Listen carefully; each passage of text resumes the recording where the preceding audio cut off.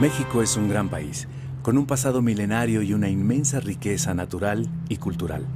El mexicano es un pueblo trabajador, con una larga tradición de lucha. En nuestros días, México vive una de las crisis más graves que le hayan ocurrido en su historia. Hoy en día existe un deterioro constante en lo económico, en la política, en la sociedad, en la cultura, el medio ambiente, la seguridad y la soberanía. El ingreso se ha concentrado como nunca en unos cuantos. Por ejemplo, los 9 multimillonarios más ricos de México acumularon en 2011 una fortuna de 124,000 millones de dólares. Eso representa 10% de la riqueza producida en el país. En cambio, 60 millones de mexicanos viven por debajo del umbral de la pobreza. El descontento social y la insatisfacción ciudadana crecen cada día. A México le urge un cambio. Millones de hombres y mujeres trabajan en la transformación del país y para lograr que los ciudadanos se organicen para tomar en sus manos el destino de la nación. Con una historia como la de México, es difícil creer que 30 familias sean más poderosas que 107 millones de mexicanos.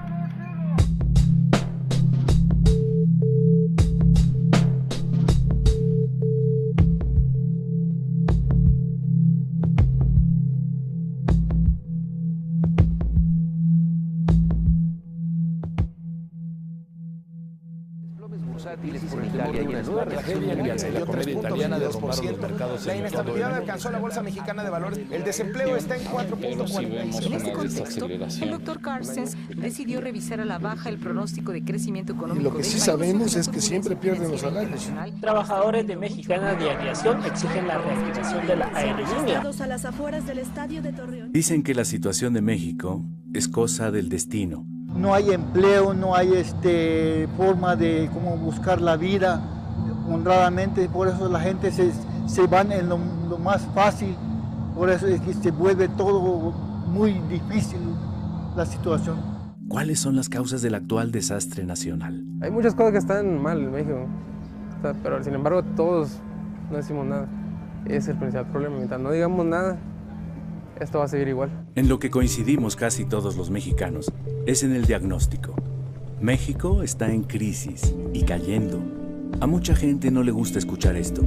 Piensan que si ignoran lo que pasa, evitarán que les afecte.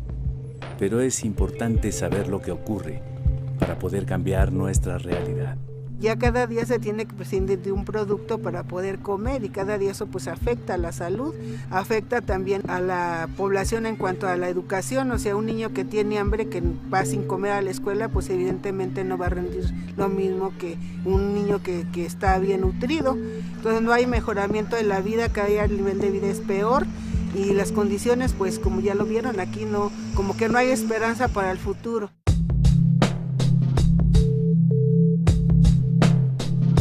Hace 30 años se impuso una manera de ver el mundo, en la cual los mercados resolverían todos los problemas.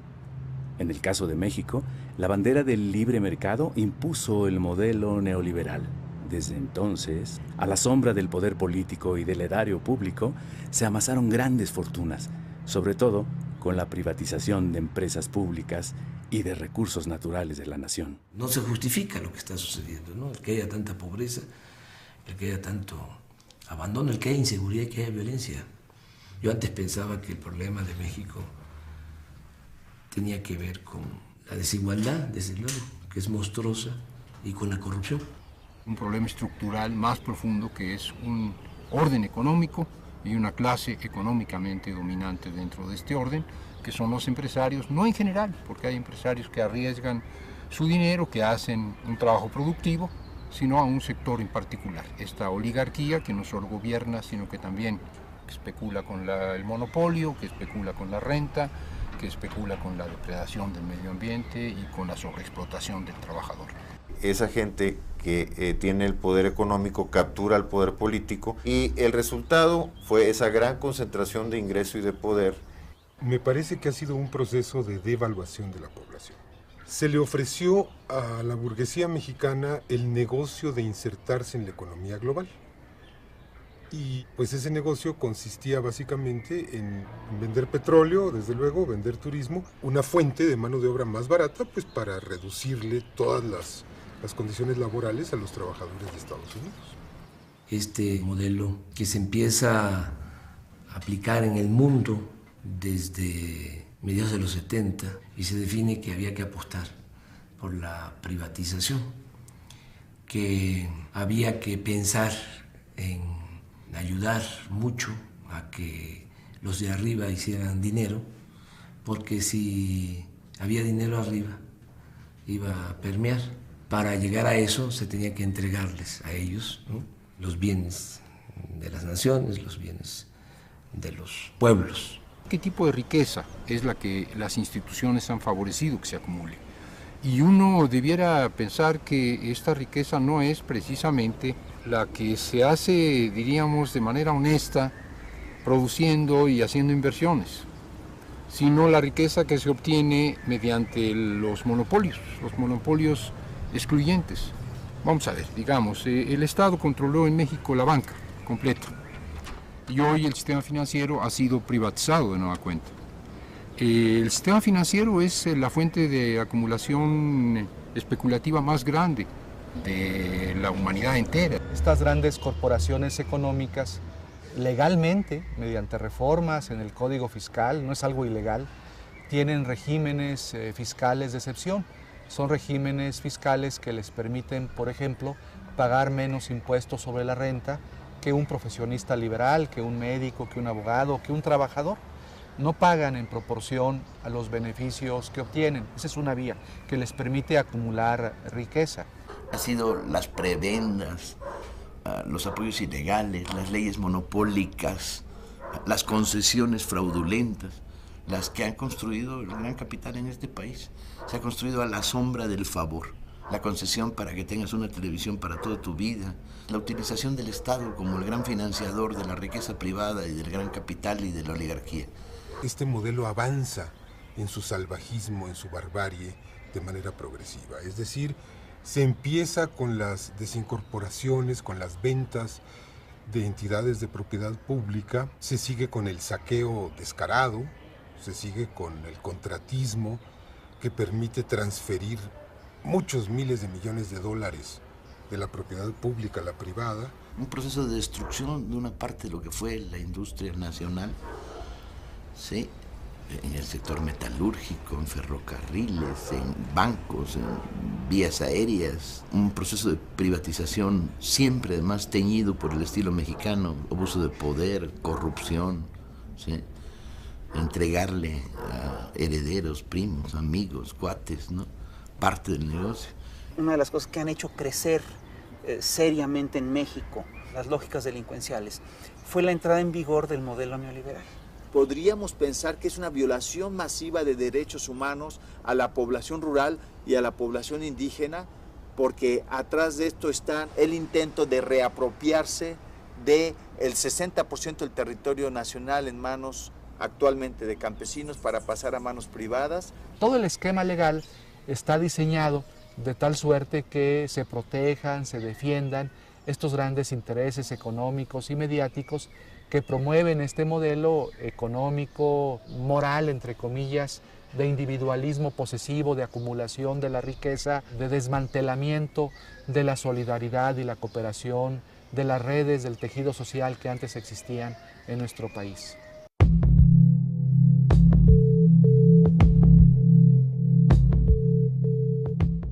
Salinas llega a la presidencia, sabemos en qué condiciones, y empieza a modificar las leyes, la Constitución, y empiezan a entregar bienes de la nación, bienes del pueblo, a particulares, nacionales y extranjeros. Salinas impuso la agenda neoliberal, creó un grupo compacto con los beneficiarios del remate de los bienes públicos, quienes le ayudaron, económica y políticamente, a crear un poder transeccional. Vendieron Teléfonos de México, una empresa pública que tenía un gran potencial, que nos dijeron que estaba en quiebra y que resulta que un empresario lo compró por migajas y que utilizando la tecnología de Teléfonos de México de pronto se volvió el hombre más rico del mundo. La gente más cercana a Salinas fue la que se queda con empresas públicas, con bancos, se quedan con las reservas mineras de la nación. El presidente Salinas remató 18 bancos en 13 meses. Junto con su hermano Raúl y Pedro Aspe, secretario de Hacienda, personalmente repartieron empresas y bancos. En solo 5 años, entre 1988 y 1993, fueron vendidas más de 1,000 empresas estatales y unidades industriales. Nosotros privatizamos los bancos, la compañía telefónica, las líneas aéreas, la siderurgia, las minas. Estamos ahora procediendo a privatizar los puertos, los aeropuertos. Salinas dio por terminado el reparto agrario. Promulgó la reforma al artículo 27 constitucional aprobada por el Congreso que legalizó la venta de tierras ejidales y comunales. Modificó la ley minera y desincorporó reservas nacionales. Autorizó concesiones a particulares nacionales y extranjeros para explotar las riquezas mineras de México. Y, por si no fuera suficiente, derogó el impuesto a la extracción. Se llevan todo y no dejan nada. Hay un dato que es revelador de lo que significó este saqueo. En 1988, en la revista Forbes, que es la revista especializada en finanzas, donde aparece la lista de los hombres más ricos del mundo, solo aparecía en esa lista una familia mexicana, los Garzazada. Y al final del sexenio Salinas, la revista Forbes de 1994 da a conocer que ya hay 24 multimillonarios mexicanos que ya están en la lista de los hombres más ricos del mundo. En su conjunto acumulan alrededor de 48,000 millones de dólares. O sea, este es un dato, ¿no? Importante porque refleja con claridad de cuánto fue el traslado de dominio de bienes de la nación, de bienes del pueblo, a particulares.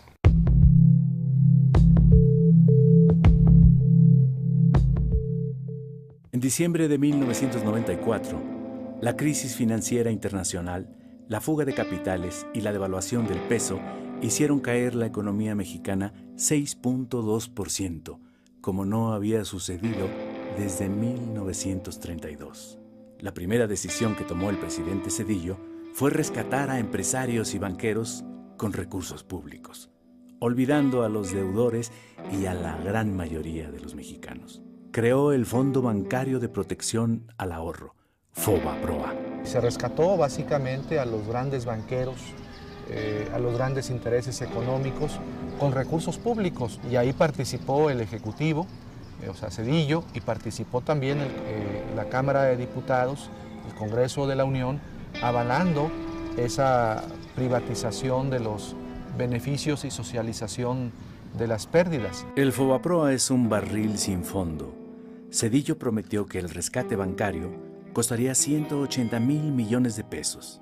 Desde 1995 se han pagado intereses por más de 600,000 millones de pesos, pero la deuda sigue casi intacta. En 2010, el Instituto para el Ahorro Bancario tenía un adeudo de 1.300.000 millones de pesos. Este monto, se estima, solo podrá ser cubierto hasta dentro de 70 años. ¡Qué cosa más jodida! Todavía estamos pagando y estaremos pagando por décadas y décadas la presunta salvación, el FOBAPROA, y finalmente los bancos ni siquiera están ganando dinero prestando, ni siquiera están ganando dinero apoyando a los que invierten, están ganando dinero simplemente porque el gobierno les está pagando los intereses de una deuda que no está amortizando. Esto es especulación. Ya sin deudas, los banqueros rescatados vendieron sus bancos a corporaciones extranjeras, obteniendo enormes utilidades. El rescate carretero pues es otro ejemplo en donde también las empresas que habían participado en las licitaciones para construir carreteras son empresas que tienen números rojos, que no son solventes, y el Estado tiene que de nuevo con recursos públicos salvar a esas empresas pues para que no lleguen a la bancarrota. O los ingenios azucareros también es otro ejemplo cómo se dio este proceso para salvar intereses económicos privados con recursos públicos. El gobierno de Zedillo terminó con 150 años de historia y regaló más de 24,000 kilómetros de vías de hierro. Zedillo se hace cargo de entregar los ferrocarriles a 4 empresas, sobre todo extranjeras. Con total descaro, al terminar su gobierno, Zedillo se fue a trabajar al Consejo de Administración de Union Pacific. Y en 2009 se integró al Consejo de Administración de Citigroup, dueño de Banamex, banco que él mismo rescató. Su ejemplo ha sido seguido por otros funcionarios. Adrián Layuz, director de Pemex con Zedillo, es consejero de la petrolera transnacional Schlumberger. Pedro Aspe, secretario de Hacienda con Salinas, es miembro del Consejo de Administración de Televisa, y Francisco Gil Díaz, subsecretario de Hacienda con Salinas y secretario con Fox, hoy se desempeña como director de Telefónica.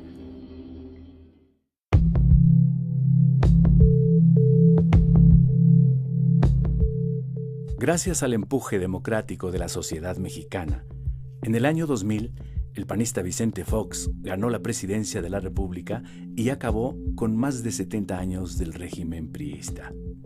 Sin embargo, pronto Fox traicionó sus promesas de cambio democrático y de combate a la corrupción. El mismo Fox, que cuando la campaña decía que iba a enjuiciar a Salinas y a su familia en su cierre de campaña en el Zócalo, en el 2000, habló de que iba a crear una comisión para enjuiciar a Salinas. Terminó empatado con Salinas, asociado con Salinas, actuando igual. Fox adoptó el mismo régimen, la misma política económica y continuó con la misma corrupción. Prometió la privatización de la industria eléctrica y del petróleo. Auspició el contratismo y la corrupción en Pemex. Hay un ejemplo, los hijastros de Vicente Fox, que al amparo del tráfico de influencias hicieron todos los negocios habidos y por haber en renta de buques, en renta de maquinarias. Hay toda una relación de las inconsistencias, de las revisiones que hizo la propia Auditoría Superior de la Federación. La desgracia nacional ha sido obra de un grupo de personas con nombres y apellidos, de partidos políticos y de grupos empresariales que tienen responsabilidades.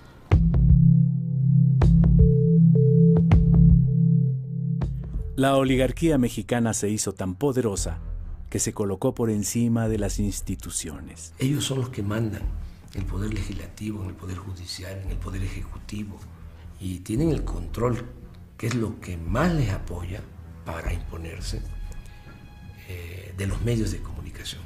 ¿Cómo se hace todo este acuerdo entre empresarios, políticos del PRI, del PAN, para mantener este esquema político, económico, de dominación?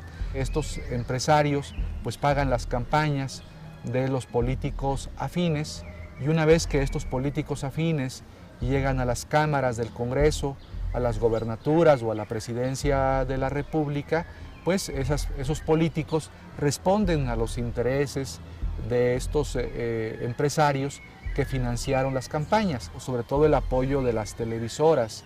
Por lo mismo, pues en México no se garantiza el derecho a la información. Ellos son los que deciden qué informan, qué no informan. Ellos administran la ignorancia en el país. La oligarquía ha construido toda una red de desinformación y es muy importante. No puedes hacer democracia sin información.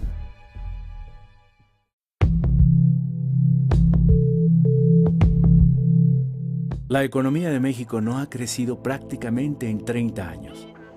Se destruyó la planta productiva nacional y el campo, y se acabó con el estado de bienestar. Se olvidó que para que un país pueda crecer en forma sostenida, genere empleo, bienestar y condiciones que favorezcan la paz social, se requiere que el país produzca. El México rural ha quedado en la ruina. Nuestro país ha vivido en los últimos 30 años lo que yo llamo una guerra contra la agricultura campesina, contra los pequeños y medianos productores de nuestro país, para imponer un modelo de dependencia alimentaria, un modelo de alimentación chatarra y un modelo de desigualdad, aumentando la pobreza y la malnutrición de nuestro país. Los tecnócratas redujeron los apoyos a los productores eliminaron aranceles y permisos de importación, también la inversión pública destinada al sector agropecuario. Desmantelando la producción nacional, dándole la espalda a los campesinos mexicanos y generando una liberalización que solamente ha beneficiado a un puñado de grandes corporaciones agroalimentarias mexicanas y transnacionales. Los empresarios pequeños y medianos pues son los olvidados del sistema y sus intereses son sacrificados a los intereses de los grandes empresarios monopólicos que son los que controlan al gobierno.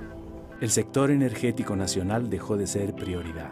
Nos tardamos muchísimos años, décadas, en construir empresas mexicanas del Estado con una fuerza técnica muy importante, y en los últimos 20 años prácticamente lo han ido desmantelando poco a poco. A pesar de que constitucionalmente está prohibido, se permitió, digamos, entre comillas, la participación privada en la generación eléctrica.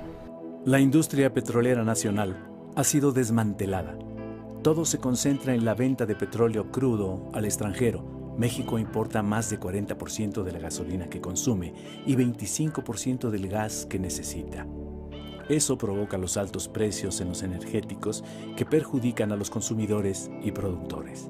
Las inversiones en Pemex no solo cada vez son de menor cuantía, sino que están mal dirigidas, con toda la intención no de producir más hidrocarburos, sino con la intención de hacer negocio con empresas particulares. A inicios de 2008 hay una iniciativa de Calderón de privatizar prácticamente todas las áreas del sector petrolero. Eso él le llamaba una reforma energética. Toda la cadena petrolera se quería privatizar. Viene un gran movimiento.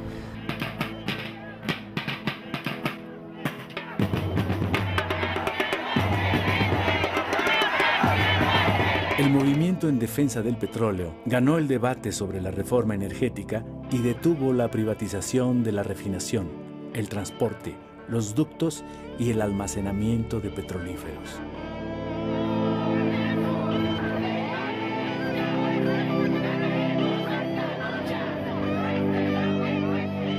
Aunque hay que decir que las luchas logran parar, pero el intento privatizador por parte de Calderón sigue. Están buscando a través de otras leyes como las asociaciones público-privadas privatizar los ductos o buscar un esquema de privatización de las refinerías. México tiene un gran tesoro, un tesoro escondido debajo del fondo del mar. Todo el cuento era de que necesitábamos a las empresas porque tenían mucho conocimiento para explotar en las aguas profundas. Bueno, los primeros contratos que sacan son en tierra y además una parte de la ganancia de esas empresas va a estar vinculada a la producción del petróleo, cosa que está claramente prohibida en la ley. El 80% de los pozos de producción y exploratorios se dan en la región norte y el 20% restante en la región sur y en las dos marinas, cuando que es en estas tres regiones donde se produce el 90% de los hidrocarburos. En la región norte está la zona de Burgos, la zona de Chicontepec, que ha sido una zona que, sobre todo en los últimos años, se ha destinado para darle contratos multimillonarios a empresas norteamericanas y empresas españolas, como Repsol, como Schulenberg, como Halliburton. Las industrias petroleras extranjeras, aquellas que el general Lázaro Cárdenas les pagó a través de la expropiación petrolera para que salieran de México, aquellas que fue el pueblo de México quien salió a las calles para defender la industria petrolera nacional, pues a esas las estamos volviendo a contratar. El sector eléctrico mexicano pues está desmantelando y las fuentes que suministran para generar electricidad son importadas. Y las tarifas eléctricas están por los cielos, en parte pues para favorecer a unas cuantas empresas que ni siquiera nacionales son, porque la mayoría son españolas y estadounidenses. Quien hace estos arreglos, estos enjuagues con estas empresas para comprarles maquinaria y equipo, es el brazo derecho del que era en ese momento el director de la Comisión Federal de Electricidad, Elías Ayub, y le pagan con un Ferrari, le pagan con un yate, le dan miles o cientos de miles de dólares. Se descubre en Estados Unidos el acto de corrupción culpan y multan a las empresas que se prestaron a esto, Y en este país, en México, el grado de impunidad es extraordinario. La liquidación de Luz y Fuerza del Centro, ordenada por Calderón, dejó sin empleo a 44,000 electricistas y avanzó en la privatización de la industria eléctrica. Las empresas nacionales fueron, en la concepción de Cárdenas, el dinamo del desarrollo, era el motor que empujaba, que permitieron lanzar fuertes recursos para educación, salud, vivienda. En la lógica neoliberal es más eficiente lo privado que lo público, entre comillas. Es verdaderamente chistoso. ¿Por qué venden empresas si son rentables? Esta es la gran pregunta, ¿no? ¿Por qué no las hacen verdaderamente rentables y aprovechan sus ganancias para financiar el gasto público? No tiene ni lógica ni corazón. Ha sido un desastre.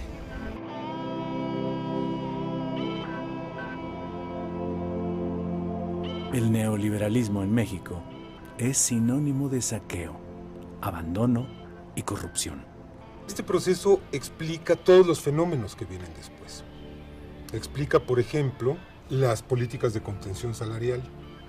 Explica el retiro gradual pero sostenido y sistemático de prestaciones laborales, de derechos, de servicios, de educación, de salud, de cultura. 7 de cada 10 mexicanos que trabajan ganan menos de 5,000 pesos mensuales, 3 salarios mínimos.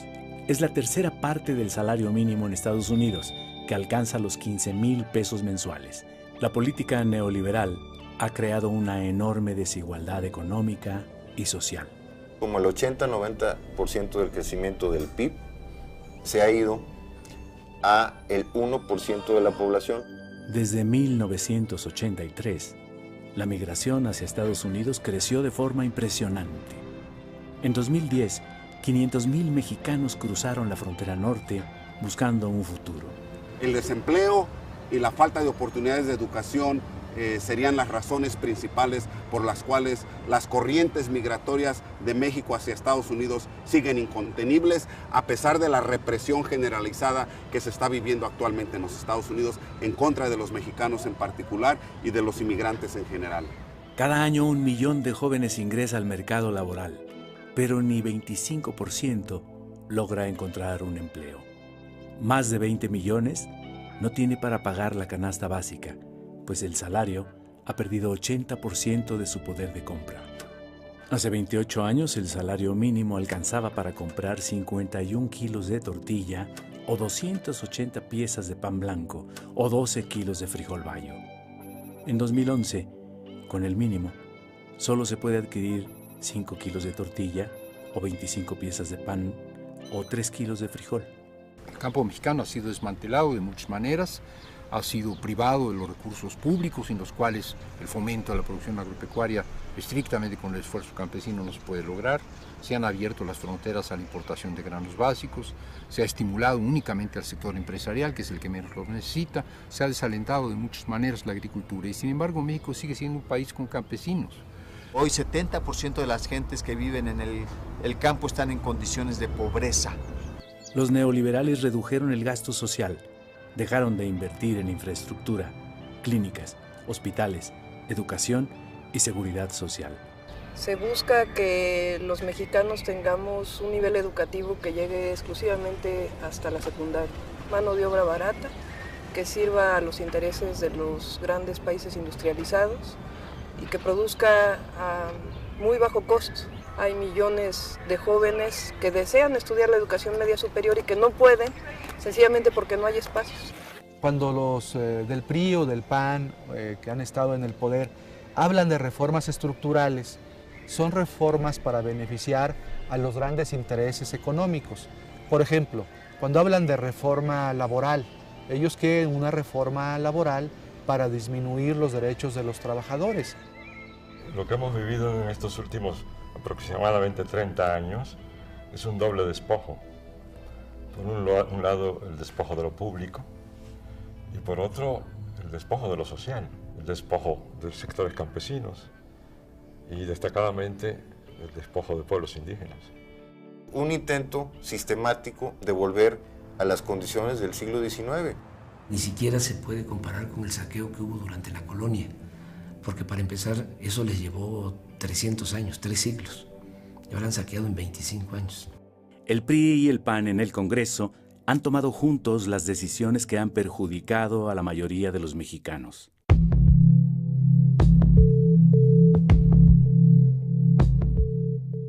De Salinas a la fecha han concesionado 52 millones de hectáreas. Estamos hablando del 26% del territorio nacional. Ni en la época de Porfirio Díaz las compañías deslindadoras llegaron a quedarse con tanto. Empresas fundamentalmente extranjeras y muy poquitas, pero muy poderosas empresas mexicanas, ¿no?, que están metidas en el negocio de la minería. La lucha de los campesinos y pobladores de San Luis Potosí en contra de Minera San Javier, que violando la ley insisten en despojar el territorio y el patrimonio histórico y cultural de la gente.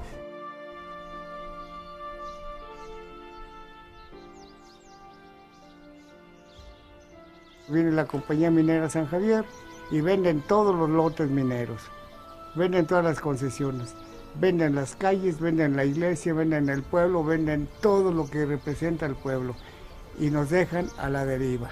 Formamos un grupo que en la actualidad se conoce como el FAO y ha llevado una lucha durante 15 años contra un proyecto minero que pues, todo el mundo conoce, el de Minera San Javier.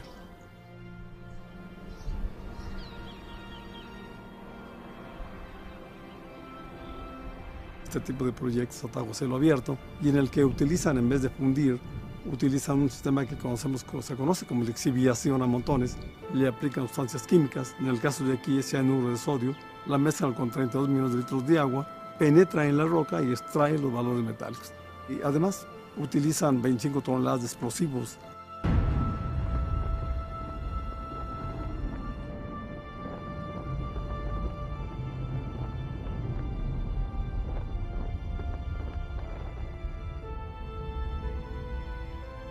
Ahí al fondo estuvo el Cerro de San Pedro, el cerro histórico que aparece en el escudo de armas de la ciudad de San Luis. Ya desapareció ese cerro. Va a quedar un cráter gigante en vez de esas montañas. Hay montañas ahí de materiales sulfurosos. Esos materiales sulfurosos ahí van a quedar para la vida, ¿no? Se convierten en ácido sulfúrico. Cuando llueve, escurren y va a llegar a los acuíferos. Aquí estamos sobre el acuífero, que es el que surte a todo el Valle de San Luis Potosí y los municipios conurbados a San Luis Potosí. Es un acuífero muy grande. Va avanzando y va quemando toda la maleza, acaba con la flora y por supuesto con la fauna. Ya no hay animales, no hay ni moscas, todo se acabó. Lo vemos como una nueva conquista contra nuestro país, alrededor del 40% con cifras de la Camimex. El país está concesionado y buscan obtener el 70% del territorio nacional. Vemos que es un panorama muy oscuro contra México por lo que representa. No nada más la destrucción ambiental, las cuestiones sociales, sino también todo el consumo de agua de estas empresas mineras. El vital líquido que en este valle que es desértico no lo tenemos, ellos gastan millones de litros al día, alrededor de 32 millones. Pero si sumamos todos los proyectos de minas en el país, es lo que en una hora se gasta en lo que todo el país completo. Entonces lo vemos como algo muy preocupante. Para poder instalarse en una comunidad como aquí o como cualquier otra, normalmente van a encontrar resistencia. Entonces tienen que acudir a sistemas pues también socialmente agresivos, ¿no? Se encargan de intimidar, amenazar, de golpear y si es necesario de eliminar físicamente a los opositores a los proyectos. Se han agredido, a mí en lo particular me balacearon en la compañía minera y nos trataron de lincharnos. Lo único que nos dejan realmente es una depredación ambiental, una división social, rompen el tejido social de las comunidades, dividen a las familias, hacen que se enfrenten, que se peleen y enfermedades a posterior. De los riñones, enfermedades renales. Pero como yo, hay muchos también que es lo mismo. Esto ha sido una felonía lo que han hecho con mi pueblo. La tremenda corrupción, la corrupción organizada está de parte de ellos, no de parte de los pobladores. Los jueces federales vendidos, arrastrados, que por cualquier cosa se venden y no se tientan el corazón, no son mexicanos. esa supuesta fiebre del oro no deja una bonanza en nuestras comunidades y en el país. Pero algo que sí hemos notado, y es irónico, que sí dejan, es millones de pesos en corrupción. No es casual que una empresa de este tamaño opere ilegalmente y el gobierno pues haga de la vista gorda, voltee para otro lado y no hay problema, ¿no? Viene desde Ernesto Zedillo, o sea, que están involucrados en este proyecto de Minera San Javier, obviamente Vicente Fox y obviamente Calderón. En realidad esto que nos pasó a nosotros y que nos está pasando no tiene comparación. Aquí está San Pedro, donde se inició la primera lucha a nivel nacional contra estas mineras. Pues el ejemplo ya cundió, donde quiera que llega un proyecto de minero aquí en México, en nuestro país, que en la actualidad suman como 750 más o menos, todo largo y ancho del país, pues donde quiera ya hay brotes, porque ya hay la experiencia de muchas partes de los graves daños y impactos graves a la población que causan. Hay concesiones que son otorgadas por el gobierno federal, principalmente para explotaciones mineras, para construcciones de presas, para construcciones de grandes vías de comunicación, pero la gente no está siendo consultada. Ahí se está violando la libre determinación de los pueblos indígenas. Tenemos un problema muy fuerte con una empresa minera. Esta empresa minera estuvo explotando los recursos del subsuelo de la comunidad de Capilapa de Méndez durante 225 años. La empresa minera venía por abajo de la comunidad y usan dinamita, cartuchos, explosivos, y toda el agua que hay en la superficie se va para abajo. Y hasta la fecha llevamos 14 veneros ya perdidos por completo, no hay agua. Lógicamente que la minera ha buscado estrategias para que se dividan los pueblos de la Sierra Juárez. Entonces la gente ya decidió decir no a la minería. Tenemos ya hasta el momento ya notificados en la Secretaría de Economía y la Secretaría de Minas, pues ya 34,000 hectáreas concesionadas entre lo que es Ejutla de Crespo y Ocotlán de Morelos, ¿no? Todo está gobernado, manipulado y diseñado desde los asesores de la empresa minera Cuscatlán. San José Preso como municipio ha venido gestionando la posibilidad de poder tener una concesión para explorar y explotar un pozo profundo para el agua potable de la comunidad, la cual siempre ha sido negada bajo el argumento de que en la zona de valles centrales de Ocotlán no hay suficiente agua para poder hacer ese tipo de obras, ¿no? Sin embargo, a la empresa minera sí se le dan 5 concesiones para explotar pozos profundos en la zona. El gobierno federal ha concesionado hasta el 2058 las minas, ¿no? Sin tomar en cuenta a las autoridades de los pueblos, ¿no? Países como Canadá muy enriquecidos a costa de la pobreza de nuestros pueblos, a costa de nuestras vidas. A ellos no les interesa nuestras vidas, a ellos les interesa nada más el oro.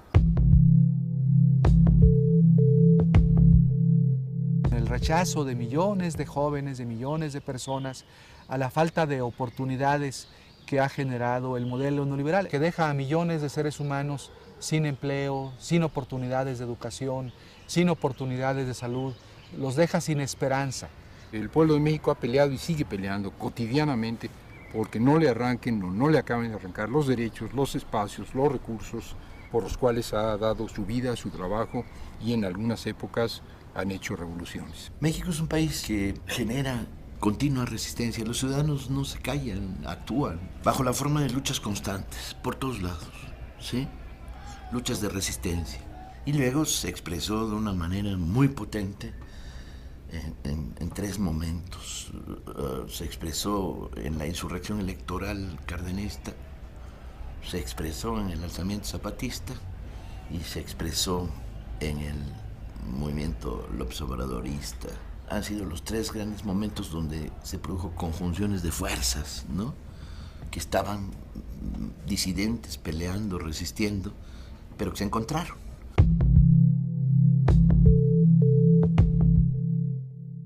A principios de 2003, Fox permite el regreso de Carlos Salinas a México. Este reagrupa a empresarios, políticos y comunicadores que le debían favores. El objetivo principal de su estrategia fue evitar que Andrés Manuel López Obrador ganara las elecciones presidenciales de 2006. Las cúpulas empresariales financiaron la guerra sucia y la campaña de miedo contra López Obrador y el fraude electoral. Apostarle a algo distinto es retroceder. Defendamos lo que hemos logrado. Consejo Coordinador Empresarial. Está documentado que en las elecciones del 2006, Calderón negoció con diversos actores, empresarios, políticos, concretamente gobernadores. Manuel Espino declara en 2006 que 8 gobernadores pactaron con Calderón su apoyo. Entre esos 8 gobernadores está el de Puebla, María Marín, está el de Oaxaca, Ulises Ruiz, está el de Veracruz, Fidel Herrera, el de Sonora, Eduardo Burs, el de Nuevo León, González Parás, el de Tamaulipas, Hernández Flores, el de Durango. Vicente Fox admitió que cargó los dados a favor de Calderón. El Baester Gordillo pactó con Calderón para apoyarlo en la elección a cambio de la dirección de la Secretaría de Educación Pública, el ISSSTE y Lotería Nacional. Sí acordé con el presidente Calderón, sí lo hicimos de manera responsable y democrática, aceptando nuestras diferencias. El fraude electoral de 2006 se orquestó para evitar un verdadero cambio político y económico en México. Las elecciones de 2006 no fueron certeras, no fueron libres, no fueron transparentes, no fueron creíbles, porque hubo una distorsión de la voluntad popular que se expresó de muchas maneras, no solo en la manipulación de los sufragios, sino desde mucho antes con la abierta participación del Ejecutivo Federal en la conformación de la candidatura de Felipe Calderón. La negativa de Calderón al voto por voto, casilla por casilla, amparándose en la corrupta estructura del IFE, dominada por el Baester Gordillo, otra de las figuras negras en la historia de este país, daba cuenta de que algo, que era cierto, que no habían ganado. Yo soy de los que están plenamente convencidos de que Calderón no ganó las elecciones, de que las ganó López Obrador. La resistencia era obligada, decir, no, espérame, te vas a robar las elecciones, nos vas a quitar a los mexicanos el derecho a decidir. Creo que fue un gran momento para muchos y que consolidó una forma de disidencia y que fue sano y que expresó el sentir de... Pero también creo que no acumulamos las suficientes fuerzas para detener el fraude. 2006 demostró que se requerían algunas cosas más. Una de ellas, por supuesto, es un nivel mínimo de organización social, organización popular, y un nivel también de conciencia más clara de cuáles son los grandes problemas nacionales.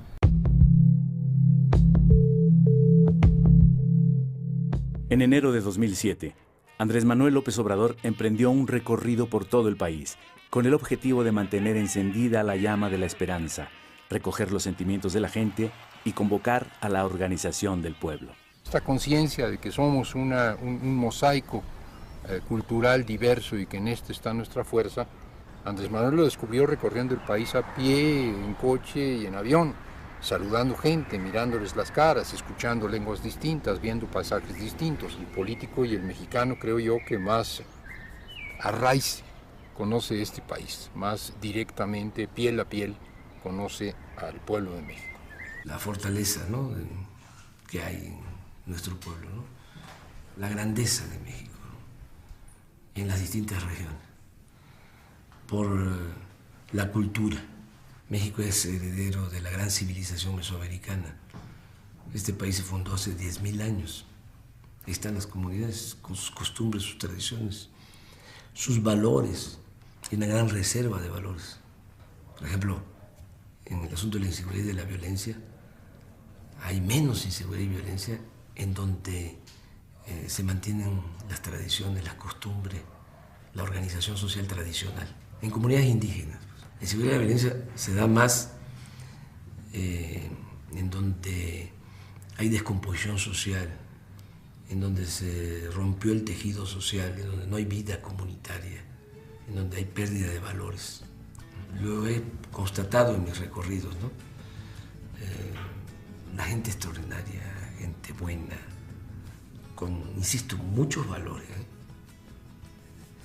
que lamentablemente se han ido perdiendo y que hay que fortalecerlos, que hay que consolidar, que es parte de nuestra propuesta. En 5 años, López Obrador ha visitado varias veces todas las regiones del país. Como nadie, conoce cada pueblo y a su gente. De primera mano, sabe de la situación económica, social y política. Luego, pues ve uno cuántas riquezas hay en el país. Hay petróleo, me molesta mucho, ¿no?, cada vez que voy a la zona petrolera, ¿no? Una explotación irracional. Me da coraje porque nos estamos derrochando con la herencia de las nuevas generaciones. O sea, nosotros estamos quedando con la herencia de nuestros hijos y nuestros nietos, porque el petróleo es un bien no renovable y esta generación se lo está acabando, estamos agotando.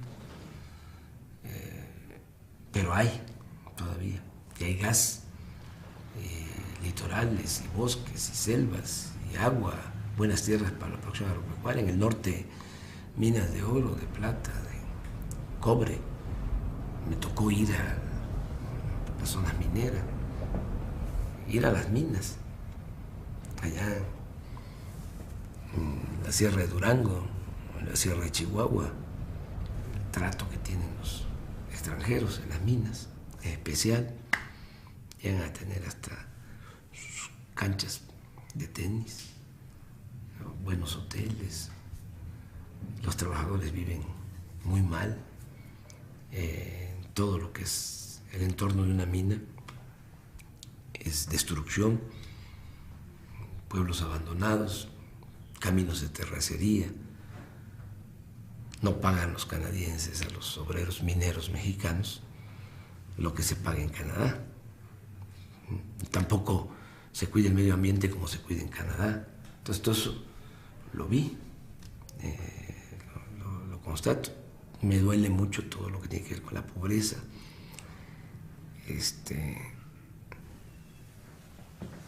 Mucha pobreza. Eso no hablamos mejor, pero es muy doloroso, ¿no? Porque hay mucha gente que no tiene ni para comer. Bueno, hay partes buenas, bueno, todo es bueno, pero tenemos un país con mucha belleza también. Ha sido para mí un privilegio, ¿no? El recorrer a ras de tierra todo el país, conocerlo muy bien.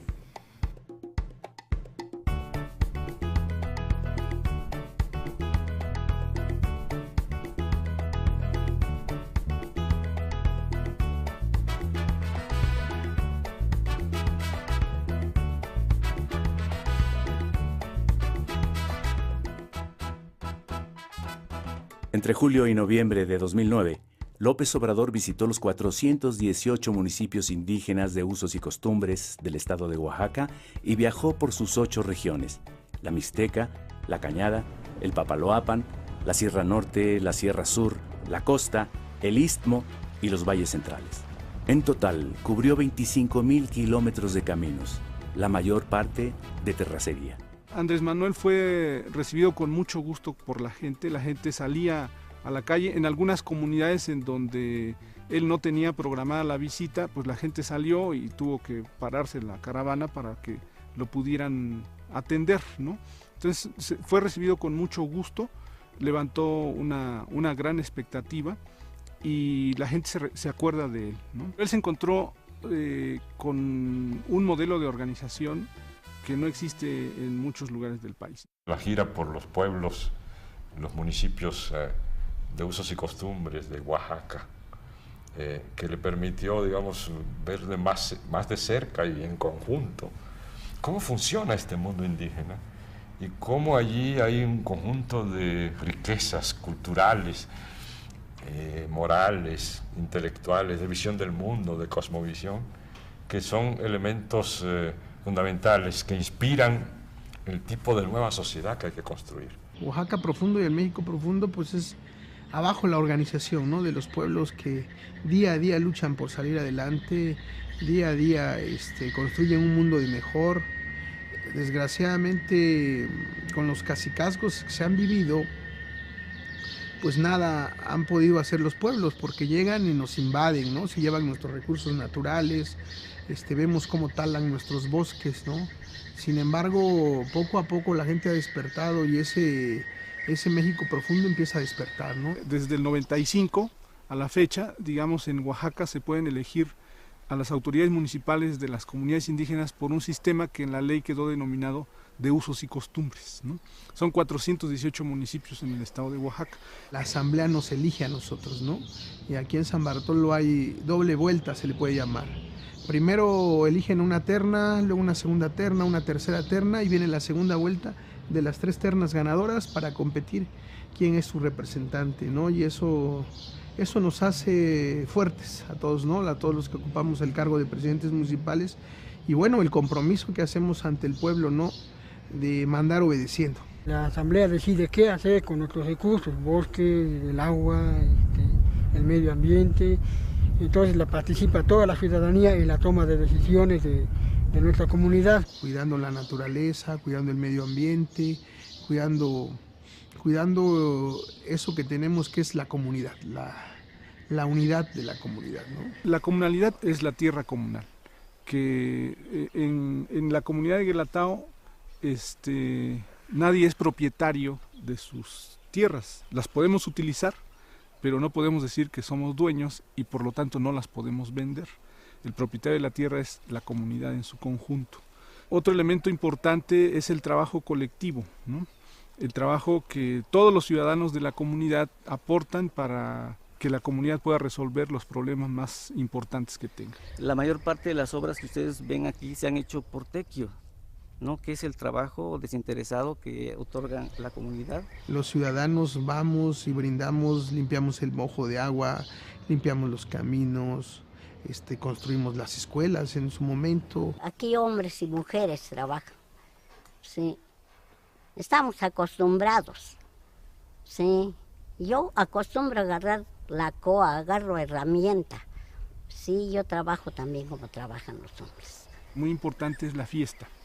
La fiesta, aunque se venera a un santo patrón, a un santo católico, digamos, lo más importante de la fiesta es la posibilidad que te da de convivir con la gente de la comunidad, con gente de la comunidad que está afuera y regresa a la fiesta, con los vecinos de otras comunidades, y esto pues también fortalece los lazos de identidad entre la gente de la comunidad con las gentes de otras comunidades vecinas, ¿no? López Obrador encontró en Oaxaca a uno de los pueblos con mayor diversidad cultural.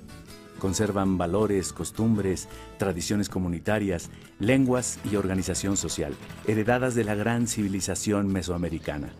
Yo creo que el licenciado Andrés Manuel tiene un buen aliado aquí en la región de la Sierra Juárez de Oaxaca.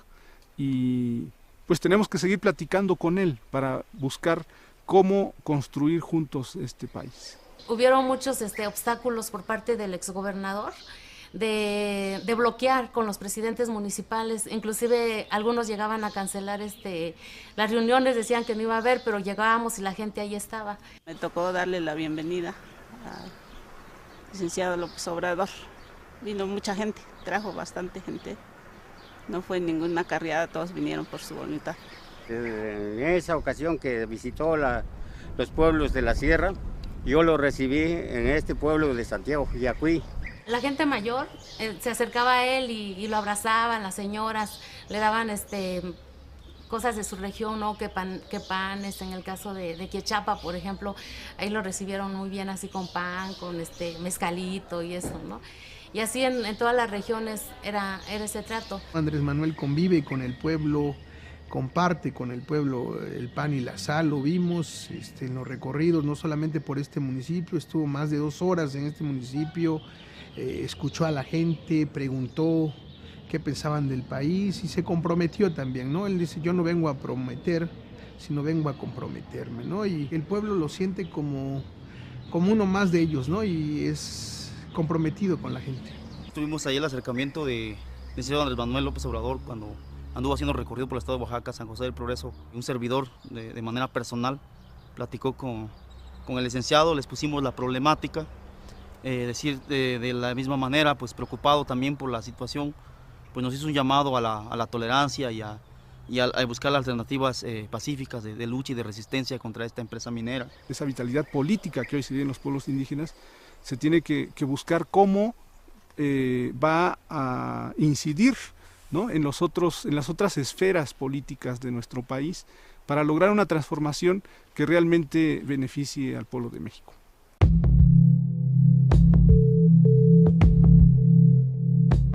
Si no hay un cambio de régimen, no vamos a encontrar la salida, ni como pueblo ni como nación. De eso estoy convencido. O sea, si no hay un cambio verdadero, si no hay reformas en todos los órdenes de la vida pública, en lo económico, lo político, lo social, si no se fortalecen valores espirituales, morales, culturales, no hay salida. Al contrario, cada día va a estar peor la situación. Se va a seguir hundiendo el país. Lo que decía Juárez, ¿no? Justicia, no venganza.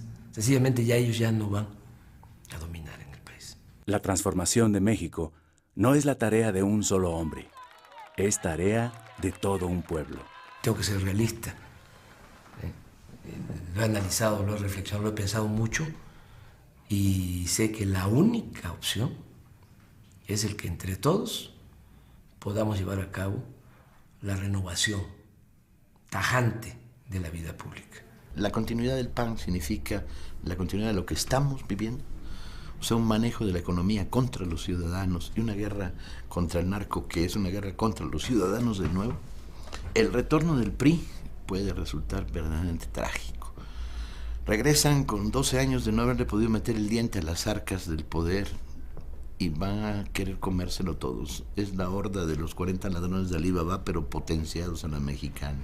Como ya no les funciona el PAN, no les funciona Calderón, lo hacen a un lado y echaron a andar ya una operación de recambio para hacernos creer de que si regresa el PRI van a mejorar las cosas en el país.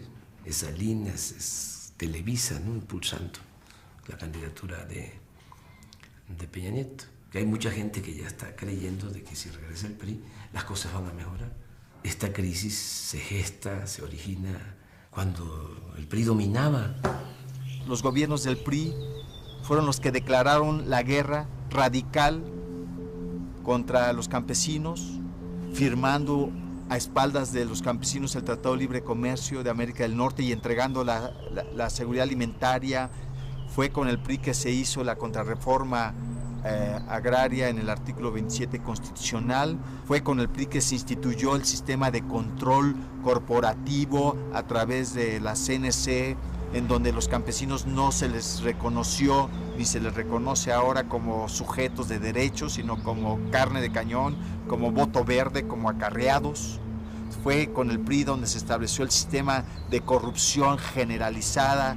Así que para el campo de ninguna manera es opción el retorno del PRI al Ejecutivo Federal en el 2012. Peña Nieto a la cabeza de esto es verdaderamente peligroso. Es un títere con Salinas moviendo los hilos, una combinación de las grandes televisoras, los gobernadores corruptos del PRI, el sindicalismo charro del Baster y compañía. Lo peor de México está impulsando a Peña Nieto. Si la batalla es en el terreno de las ideas, la tienen perdida. Porque ¿cómo van a defender los monopolios? ¿Cómo van a defender que los que ganan más impuestos ante la opinión pública, cómo van a defender que no paguen? Es imposible. Entonces, su estrategia, que creo que tiene sentido, aunque es perversa, es, pues vamos a atacar al mensajero, porque al mensaje está muy difícil atacarlo.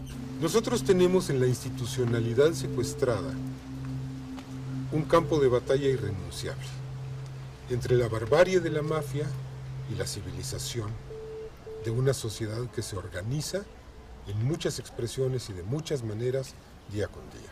Es importante seguir insistiendo en esta vía pacífica de cambio, de transformación, aunque sabemos que las instituciones electorales están cooptadas también por los intereses económicos y estos intereses del modelo neoliberal. Sabemos cómo actúa el IFE y el Tribunal Electoral y a quién responden estos consejeros y esos magistrados.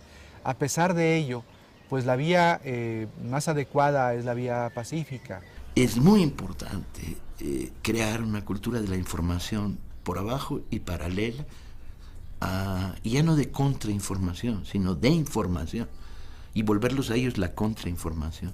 Ese trabajo es fundamental para la transformación del país. Hacer conciencia, que el pueblo tenga todos los elementos, que la gente tenga toda la información y pueda ser dueño y constructor de su propio destino. Es decir, cuando la gente internaliza de que hay opresores, ¿no?, y que debido a eso el pueblo no puede salir adelante como está sucediendo en el país, y sabe de que si se participa y si hay unidad de todos los que están en igualdad de circunstancias, es decir, todos los oprimidos, pues entonces se logra la liberación. Necesitamos cambiar el país, necesitamos proponernos objetivos grandes. No hay mexicano pequeño para los grandes objetivos que tenemos. Y estos objetivos vamos a hacerlos entre todos. Necesitamos organizarnos, por supuesto, para buscar, para exigir que cambie esta política de seguridad pública que ha implementado Calderón. Es una política genocida. Necesitamos reconstruir la economía con nuestras formas de trabajo y de organización. Necesitamos reconstruir la confianza de unos con otros a través de restablecer los lazos solidarios. Yo creo que la mayor tarea en el cambio es que el cambio lo tenemos que hacer nosotros. En las circunstancias que se va a presentar en el 2012, lo que significa la elección presidencial, presentan condiciones muy favorables, que ahí logremos, ¿no?, el cambio, el inicio de la transformación de México, ¿no?, que se le gane en buena lid en el terreno pacífico a la mafia del poder. Morena se está organizando no solamente para el 2002, nos estamos organizando para transformar el país independientemente de lo que ocurra en el 2012. En Morena participamos de todas las clases sociales, de todas las corrientes del pensamiento, de todas las religiones, libres pensadores. Es un movimiento amplio, plural. Participan indígenas de todas las etnias, campesinos, pescadores, cooperativistas, obreros, trabajadores independientes. Participan maestros, estudiantes, profesionistas, integrantes de clases medias. Participan artesanos, artistas, intelectuales, comerciantes, empresarios, mujeres y hombres de buena voluntad. Yo tengo mucha confianza de que con Morena vamos a poder salvar al país, salvar a México. Cuando se promueve una iniciativa de organización como Morena, no te encuentras con individuos, te encuentras con familias, te encuentras con barrios, te encuentras con pueblos, te encuentras con ejidos, te encuentras con escuelas. Hay que hacer de esta organización una organización capaz de no solo preservar la colonia, el barrio, el pueblo, la fábrica, la escuela, sino de cambiar al país.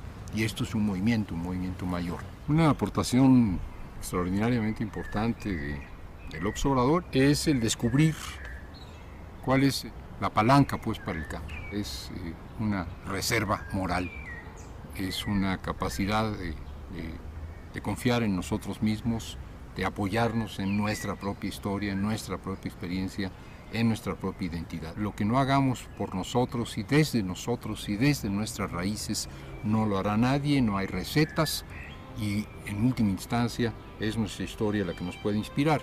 Creo que Andrés, a través del trabajo de construir a lo largo y ancho del país, Morena le ha dado forma a las necesidades de millones de mexicanos de mantenerse vivos, activos, en acción y en disidencia. Gente decente, honesta y luchadora. Y me parece muy positivo el fenómeno. Nosotros lo vemos día a día, cómo la gente se manifiesta ya a favor del Movimiento de Regeneración Nacional. Cada vez se suman más, y no solo gente de abajo, la gente del pueblo, los trabajadores, los obreros, los campesinos, sino que cada vez estamos observando clases medias, estamos observando empresarios y que están dispuestos a apoyar. Andrés Manuel López Obrador se ha reunido con más de 1000 empresarios, principalmente pequeños y medianos. Los empresarios salen en shock positivo sobre la personalidad de Andrés Manuel, un agente de Estado, un agente que contesta sus preguntas con razonamientos muy sólidos. El cambio en México tiene que contar con la fuerza de todos los mexicanos y nosotros en los Estados Unidos haremos lo que esté de nuestra parte para contribuir dentro de nuestras posibilidades. Queremos cultura para todos, educación para todos, trabajo para todos, para todas, pero lo queremos organizado de una manera distinta, con instituciones muy poderosas, pero fincadas en la capacidad de decisión que tiene el pueblo de México sobre cada uno de los aspectos de su vida. Andrés Manuel López Obrador es un dirigente muy singular, porque creo que es un dirigente que se ha propuesto no concentrar el poder en sus manos, sino crear una concentración de poder en la sociedad. No se plantea la toma del poder por una persona, ni se plantea el ejercicio de la presidencia como un fin en sí, sino como un medio para transformar al país. Considero que hace falta establecer en México una verdadera democracia, cortar de tajo el saqueo, la corrupción, que haya patria para todos los mexicanos, patria para los humillados, patria para el pobre, que haya un gobierno del pueblo, para el pueblo, que distribuya con justicia las riquezas de la nación y que mejore las condiciones de vida, las condiciones de trabajo, que se recupere la tranquilidad y la felicidad de nuestro pueblo. México no puede ser país de unos cuantos. México es de todos. Es uno de los países con más recursos naturales del mundo y con mucha fuerza cultural. Y que sí es posible sacar adelante a México.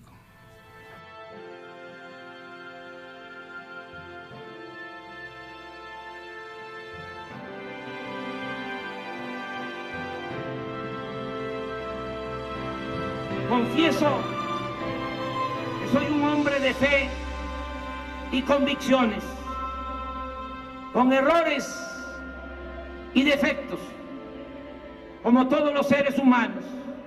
Nunca me ha interesado el dinero, pero sostengo que no todo el que tiene es malvado.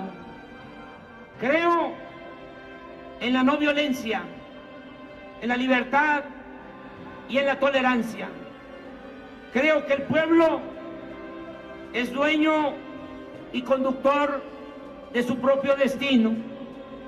Ustedes representan la conciencia honrada que se subleva ante la injusticia. Ustedes luchan por una nueva vida y trabajan por una patria nueva.